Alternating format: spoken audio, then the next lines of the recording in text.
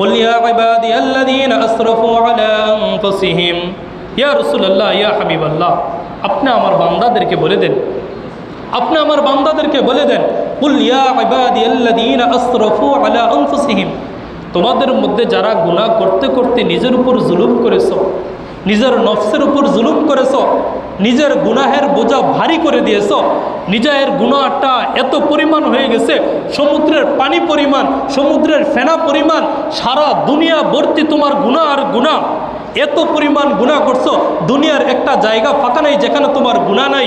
আপনি আমার ওই বান্দাদেরকে বলে দেন যারা গুনাহ করতে করতে নিজের উপর জুলুম করেছে, লা তাকনাতু মির রাহমাতিল্লাহ, তারা যেন আমার রহমত থেকে এক মুহূর্তের জন্য নৈরাশ না হয়। সুবহানাল্লাহ, তারা যেন আমার রহমত থেকে এক মুহূর্তের জন্য নৈরাশ না হয়।